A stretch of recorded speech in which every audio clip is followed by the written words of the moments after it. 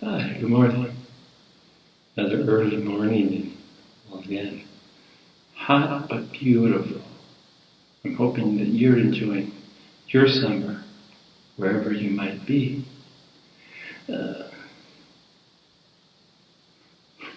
Yesterday, I came down from the clouds.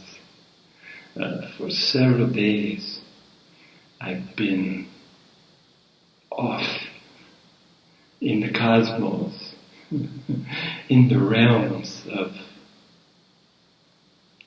expansion, acceleration, progress for us as a peoples, as a species.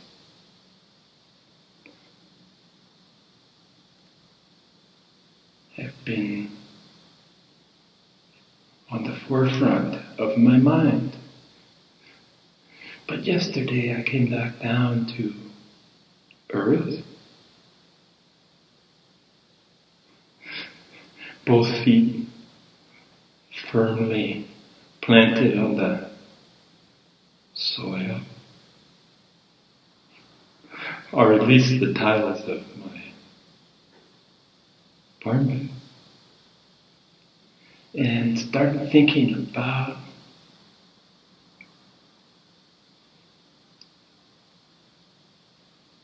more mundane maybe than the grand scheme of things. And most times I'm more comfortable in the grand scheme of things. But certain things, necessary developments, the importance of which can't be overlooked. And I started reflecting on how I developed my personal moral compass. And it took me back to childhood, because like many Westerners, with the heavy Christian influence that we found ourselves in, through no choice of our own, or maybe, who's to say, free will, destiny, yeah. But we were first familiar. I did go to Sunday school for less than a year in my youth, only by circumstance. The people that were looking out for me, as my mother had to go to the East Coast to take care of some business. The people looking out for me, wonderful, beautiful people, the Paulsons, just include me with their Sunday school rituals. Their two boys.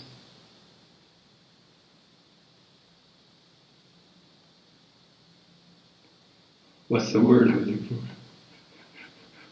Were forced to go? Probably wasn't of their own free will. We would have rather have played, I'm sure. But the Ten Commandments of the Old Testament, Moses' 10 Commandments, the burning bush, and all that mythology. It was all, thou shalt not. And I remember reading them, and a few were relevant, but many didn't seem directly applicable to the life that I was leading as a 6-year-old, 7-year-old. But still I was made aware of them. And what I wanted to talk about is that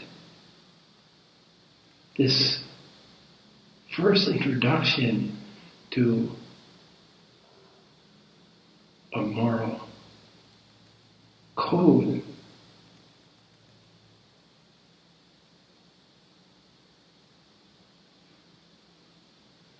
Or a moral, developing my personal moral compass, which I would like to believe that I was already on the way to developing.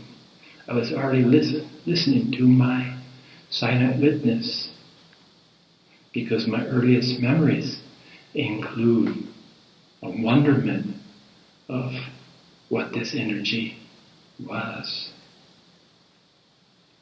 But the Ten Commandments, this is when I started learning to differentiate between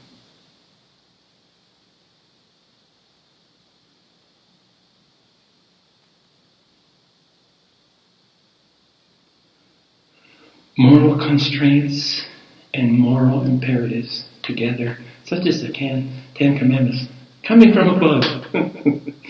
Or so the legend goes, coming from above. But from the outside,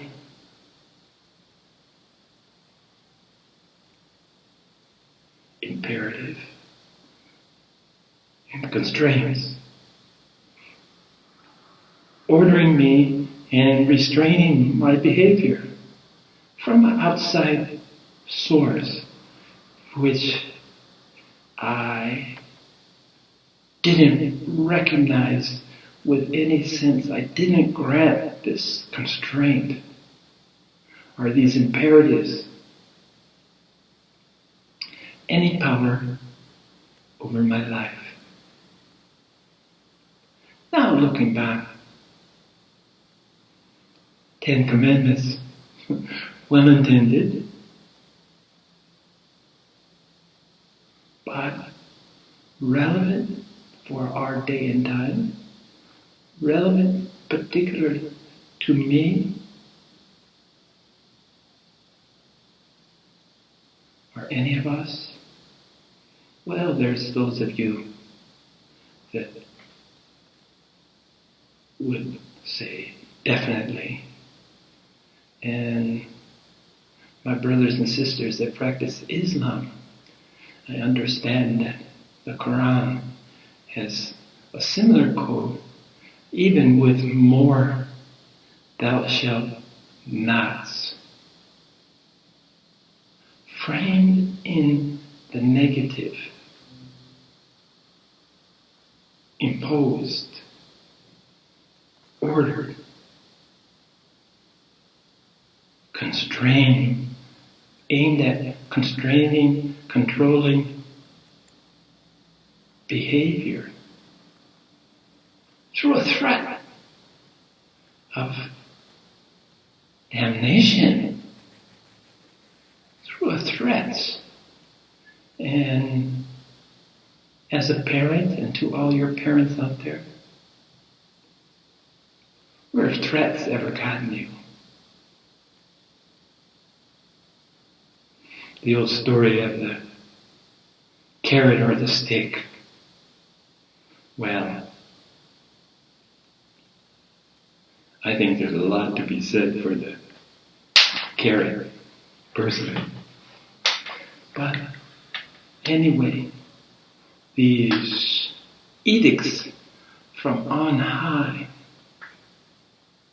presuppose, number one, that we as individuals are not capable of constructing our own code. We are not given the benefit of the doubt to help us build a moral compass which will serve to guide us, point us in the direction that we want to travel, just as a compass does the same. A compass is a companion. It's a tool that you use to get where you want to go. And this continues into the idea of a moral compass. Points you, guides you. Impel instead of compel. But the early religious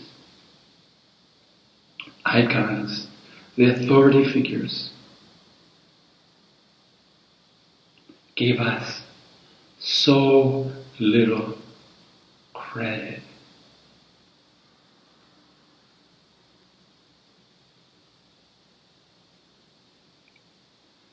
But I rejected this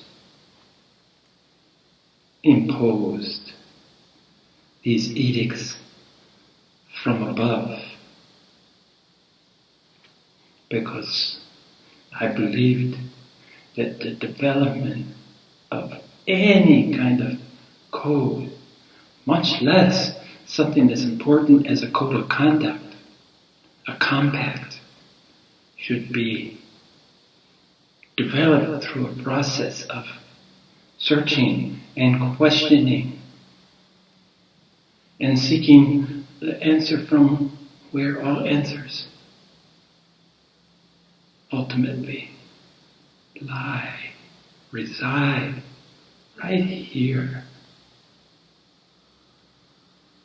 And as I speak, I can hear the somber, I forgot my smile, I could hear the somberness because we're talking about maybe one of the most, or no, maybe about it, one of the most critical elements of our spiritual search is this development of a moral compass which will point the way. In my idea, it should be a code or a construct. Codes and construct in their nature reflect that there's an agreement. It's a pact between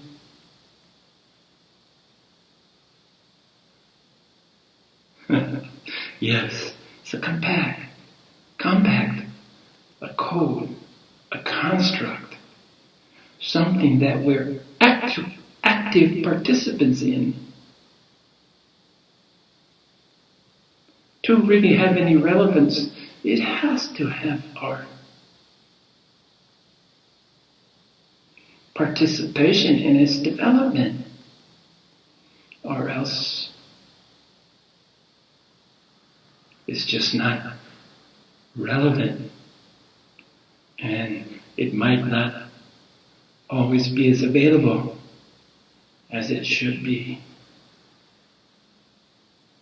It should offer us comfort, should offer us guidance, it should offer us support in our most times lonely journey to rediscover what we've always known, rediscover what we've known, always known to be so.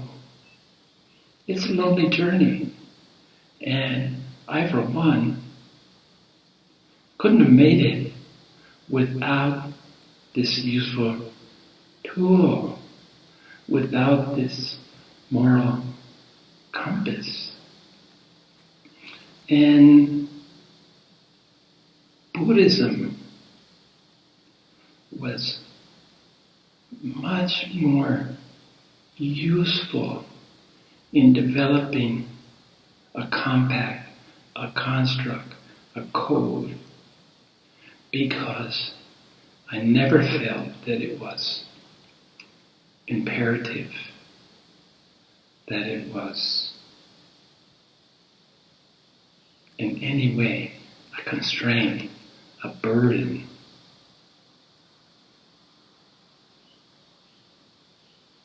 And it made total sense.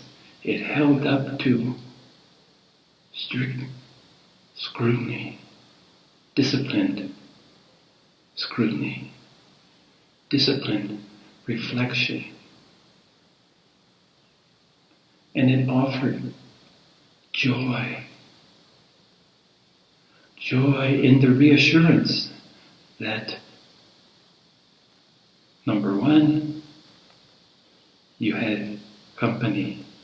No matter how alone you were, you had this code that you actively participated in developing, constructing, and ultimately celebrating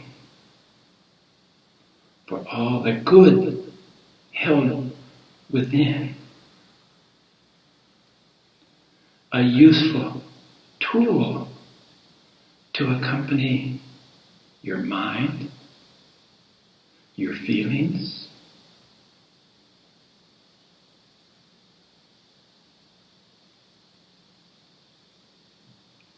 in Buddhism,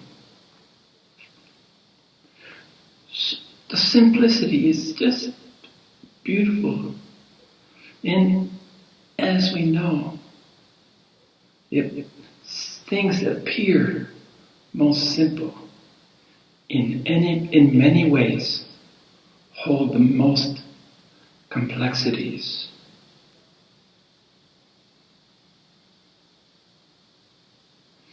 Our spiritual inquiry, our spiritual journey that doesn't cover distance. It doesn't take you from one place to another. It helps you to really grasp and to understand and to live that it was always so. There's nowhere to go because you carry it with you wherever you happen to be. And Buddha talked about the Four Noble Truths.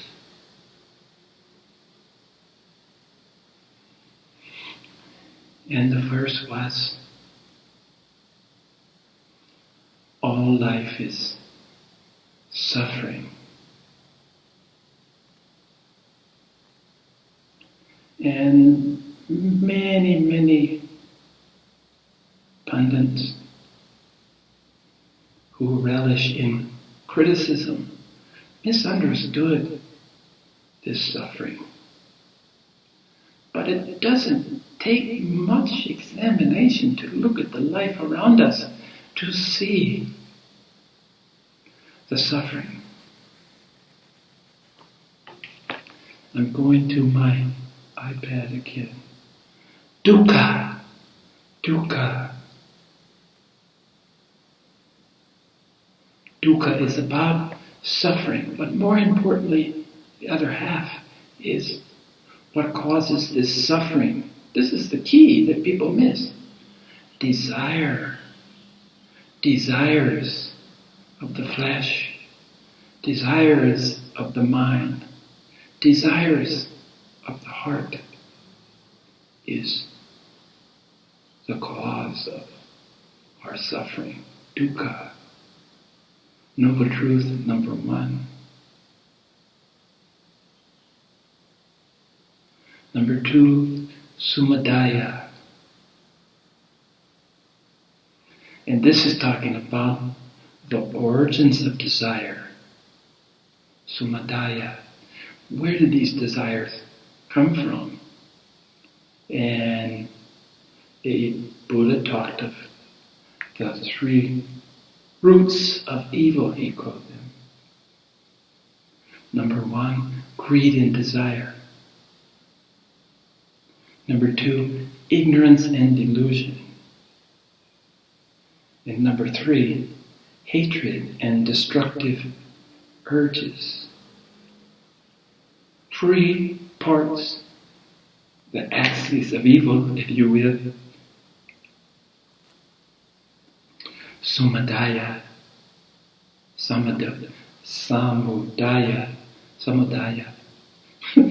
Gotta brush up on my Sanskrit, but I just love trying to utilize Sanskrit because it just seems the suitable language.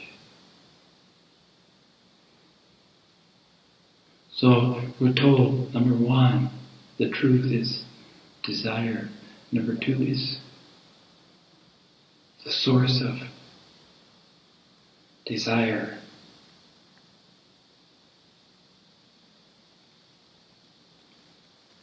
And then we come to Nirodha. Nirodha, number three. The possibility of liberation through extinguishing desire by liberating oneself from attachment. So there's the key. Buddha points the problem. He explains the problem. And now he gives you the key to solution in 3 simple steps.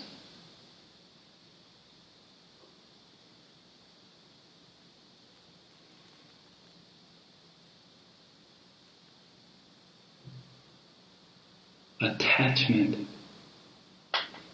All you have to do is let go. Let go. The desires cease no matter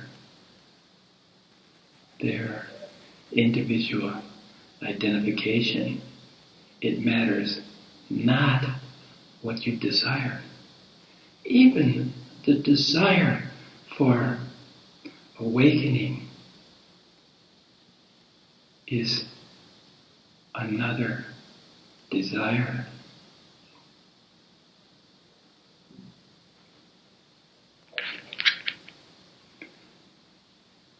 Even this desire for awakening, it's the attachment to it, more important than the desire. If you're not attached to something, you're liberated, you're free. Nirodha. Nirodha. Nirodha. Nirodha maybe is closer. In the 4th step, the 4th noble truth is magga. The cessation of desire is made possible by adhering to the 8-fold path.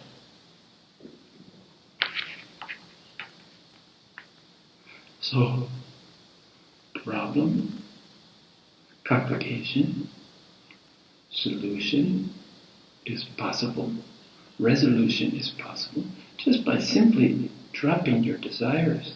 Maybe it's not as simple as it first seems, but in this process of dropping the desires, usually what comes is that even if you accomplish a desire, you ultimately see the hollowness of this accomplishment.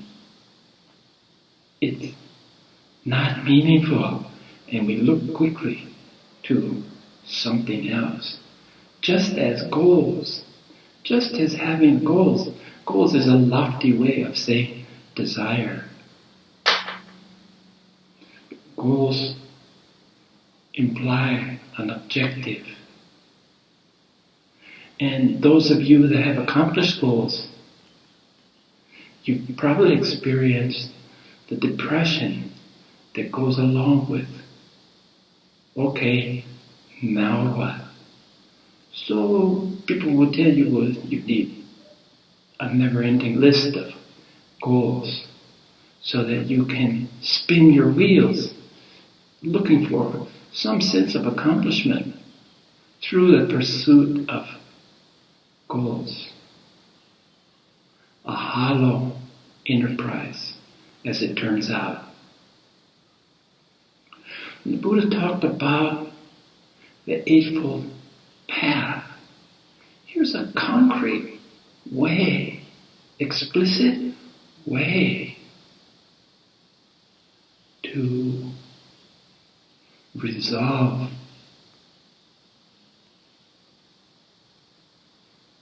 to solve, to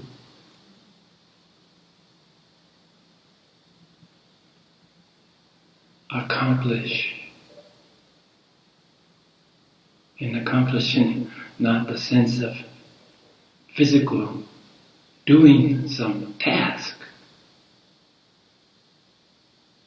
but successful completion, lighting up your own ignorance, bringing light to the darkness. And when I look at the Eightfold Path, I look at it as a vertical. I look at it as a tower with the foundation resting in wisdom. The foundation that supports the moral construct of the Eightfold Path rests on wisdom. And this wisdom is one of three parts to Buddha's tower. Because for me, Buddha's light shines from above this tower and envelops each and every one of us in unconditional love, in light, in life, in the soul, in the spirit of what is so. Wisdom on the first floor. Now wisdom has two parts of the three-tiered tower. And these parts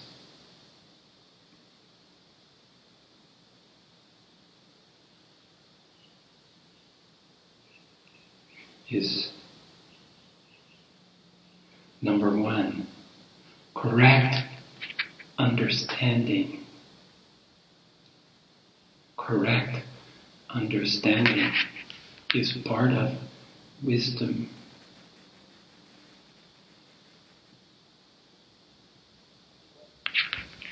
Which leads to the next part of the foundation, correct thought.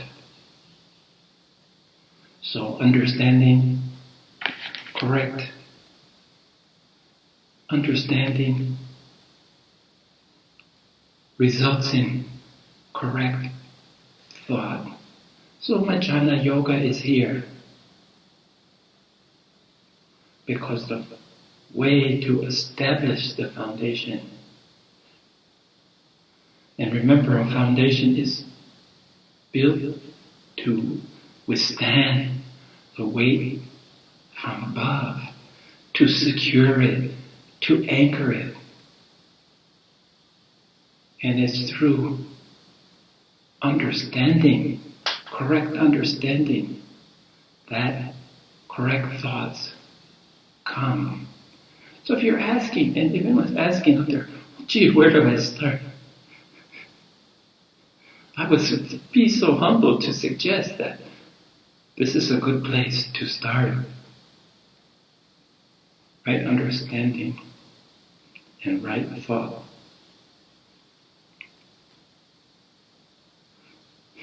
And no one promised you a quick solution.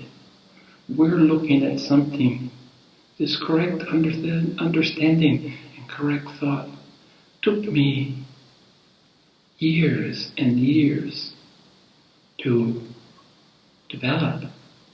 Well, maybe I'm a slow study, but 30 plus years, closer to 40 if I really looked at it, to build my foundation. But I don't regret one minute of this time.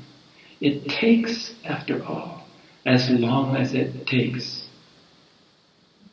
The simplicity of that statement does not dismiss its profoundness.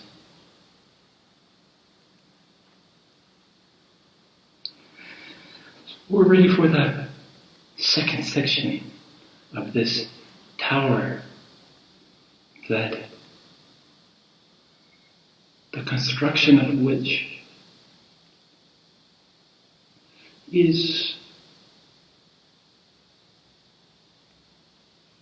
so relevant, because this is what each of us must ultimately do, to go from the ignorance and darkness, to embrace the light, to go from separation and division to unity and wholeness,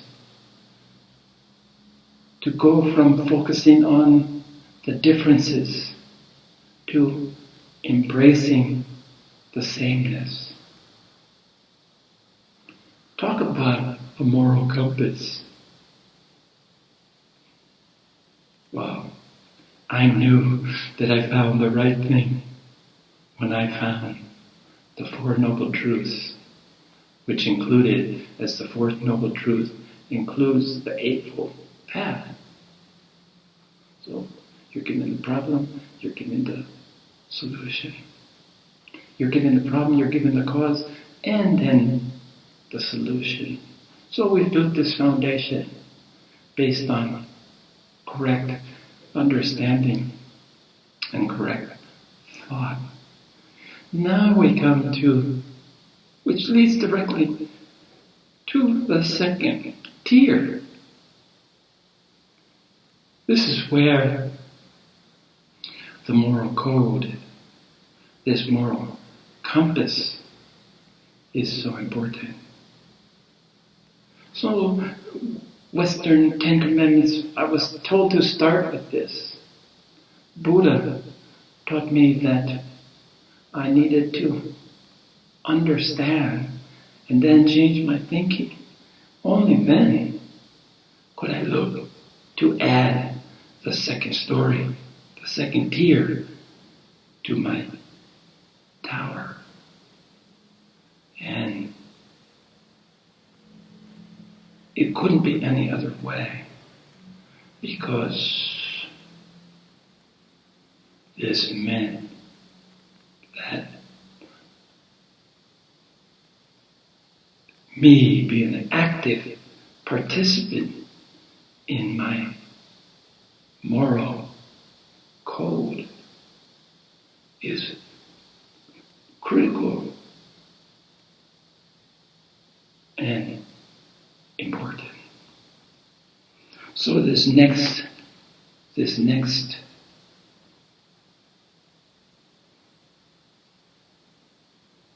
layer of the cake of my tower, second tier, second floor of my tower, is morality.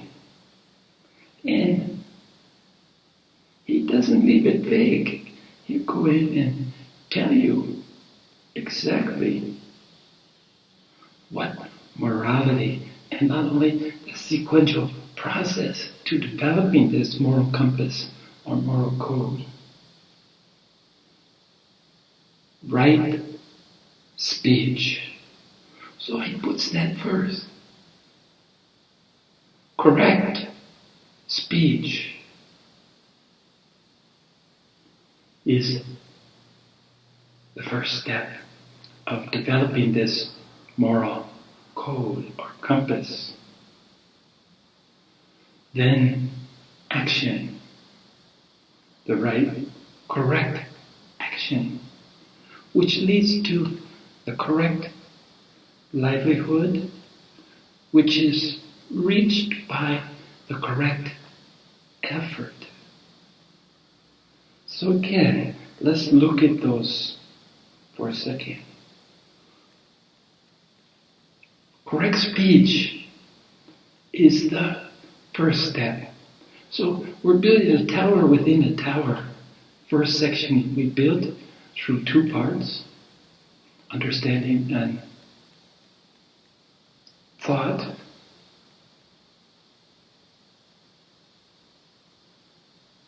And now, second floor requires 4 elements in the specific sequential based on what Buddha felt was most critical, that was the biggest obstacles to developing a morality, was incorrect speech.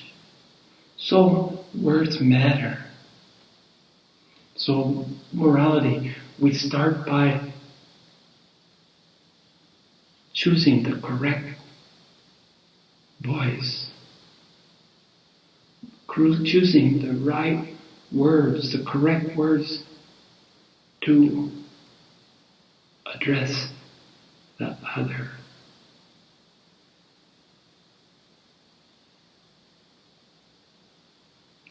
And through this correct speech led directly to correct action.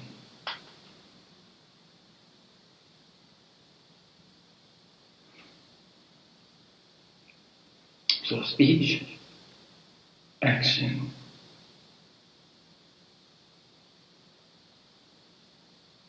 And through this correct speech, correct action, you could find the correct livelihood, how best to make your livelihood, how best to make ends meet. For me, it was teaching on a university level, but right speech, right action, right livelihood. And the previous two, speech and action, is directly applicable to my livelihood.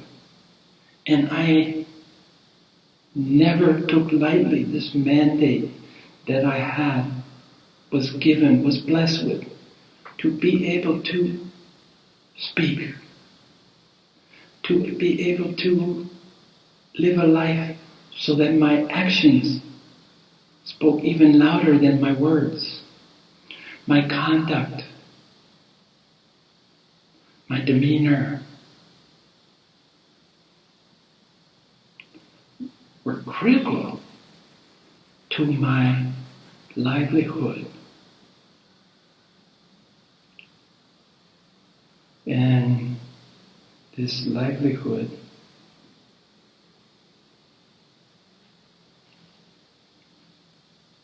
leads to correct effort, just as I mentioned in my own personal journey, in my own personal construction of my moral code. My active participation in my moral compass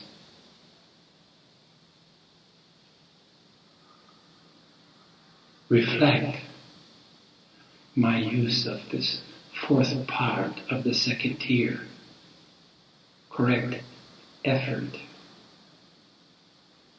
So it leads 1, 2, 3, leads the other. Each leads and overlaps and envelops the previous. So our structure is getting pretty sturdy, not only relevant, but something, this testament to the Buddha, through embracing his Dharma, his teachings, we build this tower in honor, in respect, in recognition for the wisdom of his thoughts, actions, and deeds.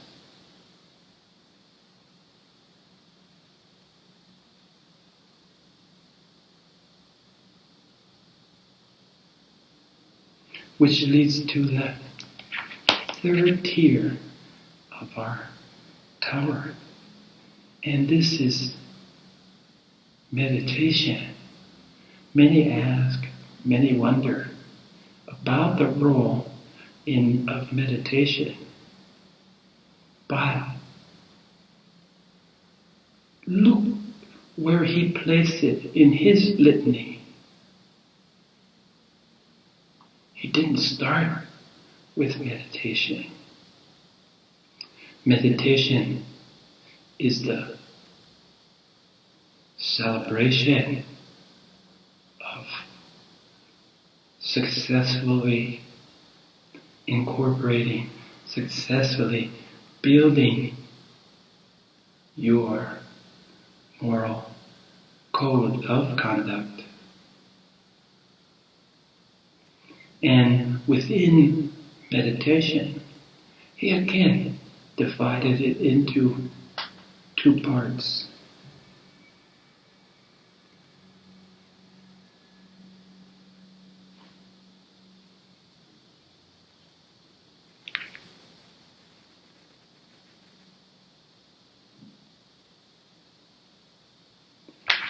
Correct mindfulness.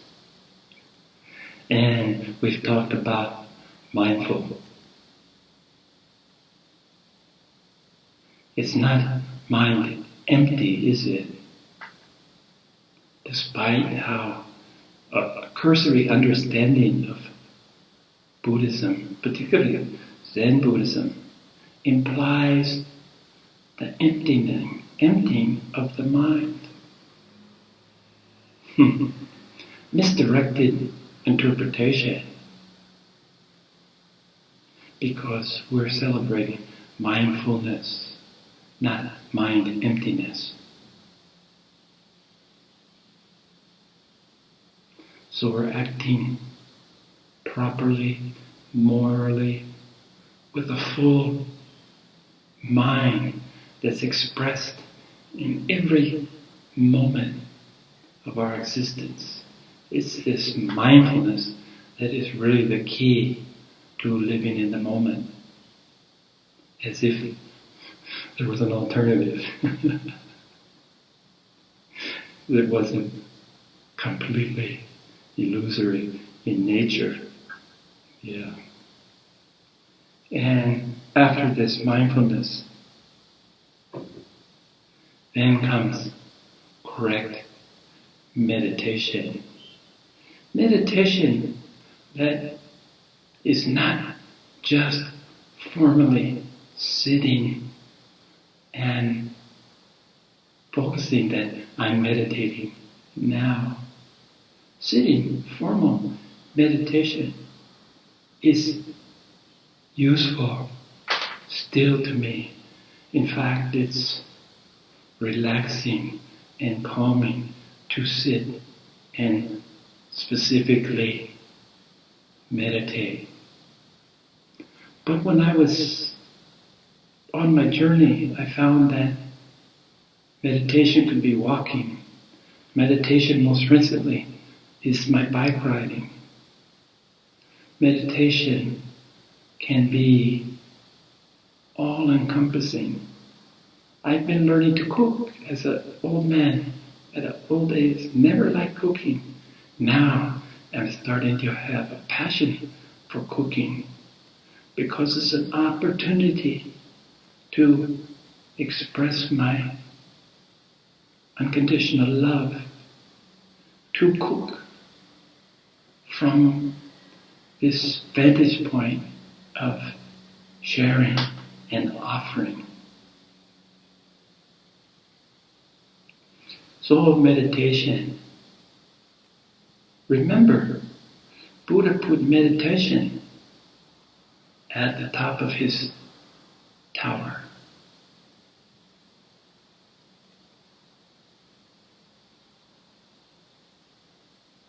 I'm hoping. Hope and belief. Can't get away from using those two words. May you meditate. May you find meditation in all that you do.